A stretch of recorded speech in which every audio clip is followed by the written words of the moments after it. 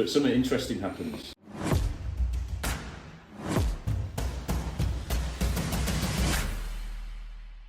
Welcome back to another video. We are over on the dyno again at EFI Park, and we are with Scott's amazing Corsa C. It made 700 plus horsepower last time. We are back with some slight changes, bigger turbo, to see how we can develop for the 2024 season. So let's see what this car can make today.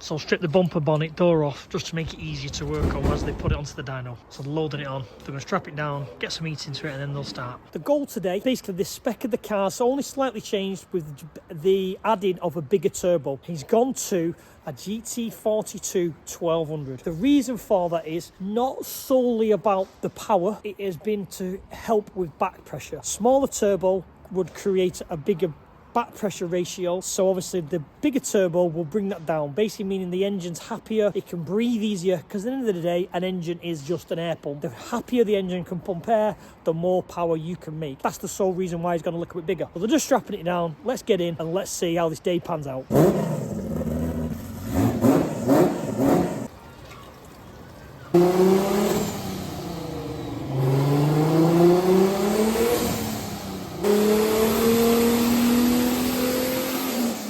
Warmed it up, put some fuel in, the proper fuel, because we warmed it up on petrol. It's basically creeping up on gate pressure to see where you kind of make the numbers and how it compares to previous, and check the map, because obviously with the bigger turbo it's moving more air, so the original map will be somewhere where it is, I suppose, but you don't want to do a full ramp in because you could be running lean, you might need a load more fuel added in. So that's what we're doing to start with. Creep up on it and don't rush it. First step done. So what that means is, because we've just gone over the ECU settings so you can understand what I see and how to explain it, is you have two wheel speed sensors on the car. One on the front drive wheels, with it being front wheel drive, and then one on the rear wheel. You kind of collaborate together on the ECU, and what they've done is, or what Chris has done is, basically it will hold 5,000 RPM until it sees a certain mile an hour, and then it'll leave it 5.5, and then it'll give it 6. So as you're picking up the wheel speed of the rear, so your car's moving, the ECU knows it to allow the engine to basically rev all the way through to a certain mile an hour, and then it'll just be free for all the way up the track. That's kind of the very simplest way of the traction control and launch control strategy they're using on this car.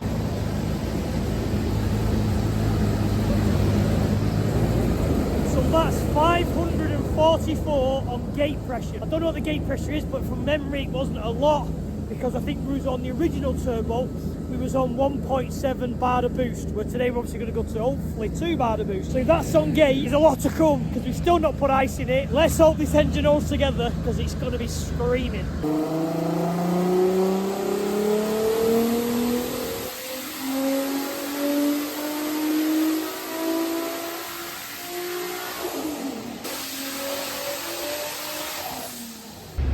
So basically this is the max PSI that the car's running on that run. We need to take into consideration it's only been revving to just under 6,000 RPM, because this is RPM along the bottom. So to tell you that made 731 horsepower. So at the lower RPM, at 28 PSI, it's made more power than the previous turbo. So as I say, rev that thing out, it's got to make over 8, see if they get to 2, got to make over 8, I would have thought. But let's see what happens.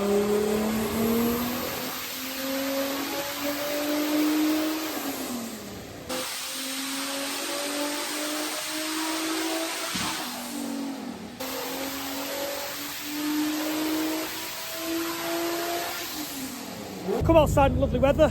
So what we're at now is we're kind of going to the boost level of where it was previously, which is around 1.7, 1.8 bar. But what Chris is hearing is he can hear a little bit of detonation, so he's pulling out of it. Chris can technically pull timing out, which will get rid of the detonation, but by pulling timing out you lose power. And on the fuel it's on, it technically shouldn't detonate. So we're just playing around with some settings, but what he's trying to do is, and the overall goal is, make sure the car's safe on normal water in the charge cooler, because if Scott ever forgets put ice in, ice melts too fast, you pull up at the line, outside's that hot, it's melted, you know this ice is just a bonus. So make it 100% safe, then add the ice and then gain the power. That's the route he's going, which end of the day, no one wants the engine to explode.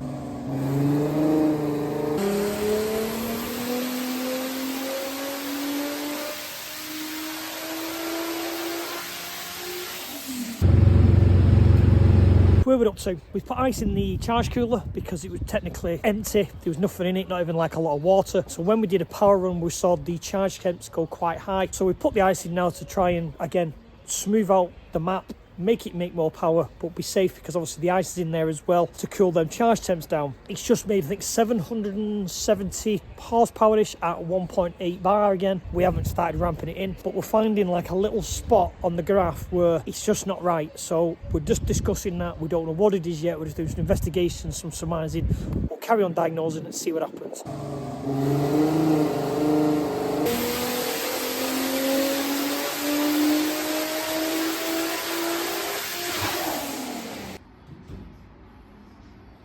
What we're finding is the top of the graph is not smooth, which normally when you see that is it needs a load of ignition timing. Bear in mind, I'm learning off Chris as well, so this is what I'm overhearing and this is what I'm learning. So when the graph is very wavy at the top, that basically means that them areas need more ignition timing to smooth out the map. Or there is then an issue with something like valve float, which we've discussed. To figure out which one it potentially could be, we're concerned about the timing because of the detonation. So what we've done is we've turned the boost down to 1.5 bar to see whether it smooths out the graph, which would then tell us that it's a valve float issue, which is what we're suspecting it is now, because if you look, as we've turned it down, it does smooth the graph out. Hence we're surmising that the valve springs are not up for the job, which they are only normal aspirated ones which have been spec'd for the cams that are in the car. Let's see if we can progress any more.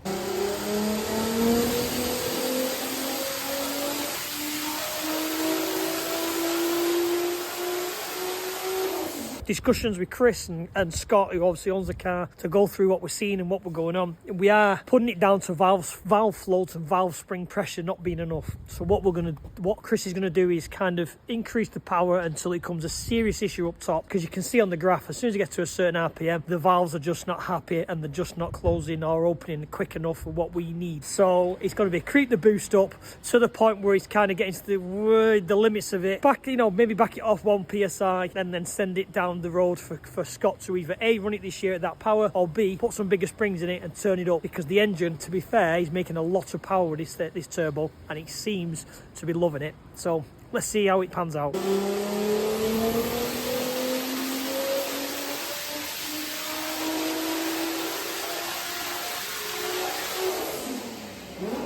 this is the area we're looking at, is here. Where it nicely, nice shape, but then as you add power, it starts to lose off. You see there, so 23 and a bit pound, and 27, it makes exactly the same power. Yeah. So this is valve float, this. Yeah. That's an 800 horsepower motor with got some Decent springs in there. Yeah. So very, very interesting that. So obviously we've done a power run with less boost and a power run with more boost, and overlaid the graphs to see how it runs. But also, which is interesting, which I didn't realise Chris was looking at, again, I'm learning as much as probably you guys are. When we look at the air-fuel ratios, you can see at the same time as the valve float issue, the engine goes rich, which is basically means that it's not burning that fuel, it's ploughing it in, putting out the exhaust, because the valves are staying open, because obviously with the additional boost pressure. Very, very interesting. So with the wave of the graph, we determined that it is valve float issue, so that'll technically be us done. In theory, it will make 800 horsepower very, very easily, because we're near enough there as it is, if the valve springs were strong enough. So I think Scott is going to run maybe this year at this power, and then at some point he'll put springs in. But knowing what we're all like, the springs will be ending in a month and he'll be back here to make 800. Yeah, this is a great example of what's going on. Good overlay. So we've got 2 runs, exactly the same settings in both times, except for we've got more boost in the second run, so it's 24 versus 27 pound of boost. Mm-hmm. But something interesting happens. So at sort of 6200 RPM, the higher boost run starts to get rich. So that tells me it's not burning that fuel for some reason. And at the same sort of RPM, power drops off. So even though we've got more boost in across the run, we've got a gain up until 6,500 revs, haven't we? And then it dies. And what's interesting is it comes back in line with the low boost one. So right, because that's the maximum pressure it's allowed. Valves are floating, and the more we put in it, the more they're going to float, and the power just stays the same. Wow. And in fact, at lower boost, the curve's even better. So peak power on low boost is further along. 6,700 RPM. Yeah. At slightly higher boost, it then falls down to 66, and then at higher boost again, the peak power's at like 64 or something. Wow. So valves are definitely floating.